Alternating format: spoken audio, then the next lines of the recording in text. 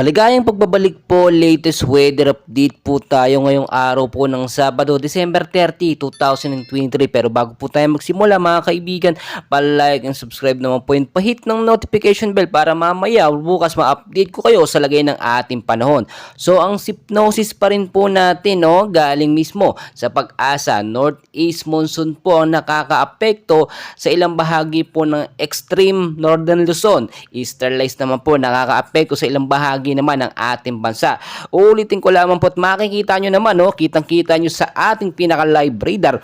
Wala po tayong binabantayan ngayon na storm signal or sama ng panahon or bagyo sa loob ng Philippine Area of Responsibility. Pero hindi po natin inaalis yung mga posibilidad na within 24 to 48 hours ay may mabubuong mga active LPA. Sa labas naman po ng Philippine Area of Responsibility, mga cloud cluster lamang po ang ating namataan. Pero ito mga cloud cluster po na ito ay posible po maging active LPA kung ito po ilalakas pero as of now wala po itong direktang epekto sa ating bansang Pilipinas. Kahit po sa loob ng PAR wala po siyang epekto.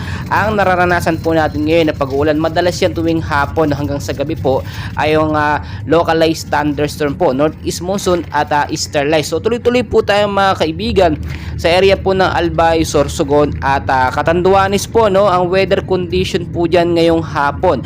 Maulap po na kalangitan ang ating naranasan na may mga isolated rainfall shower pagdating sa hapon na posibleng lumakas naman po hanggang sa gabi within 2 to 4 hours. So monitor po natin mabuti yan. Kung aalis po kayo, kung may mga lakad kayo ng mga uuwi, ugaliin po magdala ng jacket, payong o kaya naman po kapote panlaban nga po sa mga pag-ulan o mga isolated rainfall shower na hindi po natin inaasahan.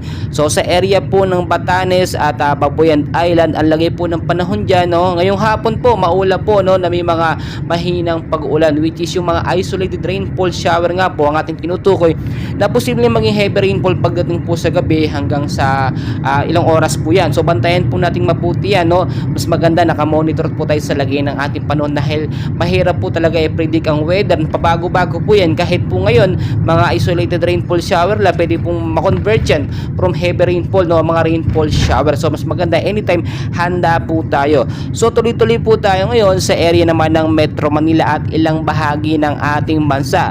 Ang weather condition po dyan, maulap na panahon din ang ating naranasan. Kaninang umaga pa po yan hanggang sa hapon maulap na panahon sa ilang bahagi po ng Luzon at posible pong magkaroon ng mga isolated rainfall shower pagdating naman sa gabi. So mas maganda nakabantay tayo sa lagay ng ating panahon. Bukod po doon, i-check din natin mabuti mismo yung weather condition at kung may mga importanteng lakad kayo, lalo na po yung mga mamamalengke para po sa New Year, ugaliin po magdala ng payong, jacket o kaya naman kapote panlaban po yan in case magkaroon nga po ng biglaan at malakas na pag-uulan.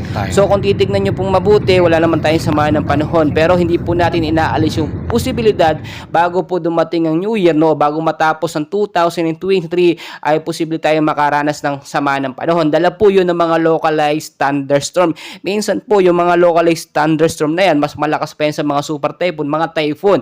Dahil ang typhoon ng mga super typhoon, isang bugsuan lamang po yan na malakas. Unlike po sa mga localized thunderstorm, minsan nagtatagal ng mga ilang linggo, minsan ilang buwan pa. Kaya naman mas maganda, nakahanda tayo anumang oras. At pinapaalala ko lamang po know the weather before you go para handa po kayo anumang oras. Mag-ingat din yung mababang lugar sa Metro Manila sa banta nga po ng flood or pagbabaha. Linisin yung mga estero, mga kanal para iwas tayo sa pagbabaha. Mag-ingat din po yung mga landslide prone area sa matatas lugar. And please don't forget to like and subscribe. Maraming salamat po sa inyong lahat.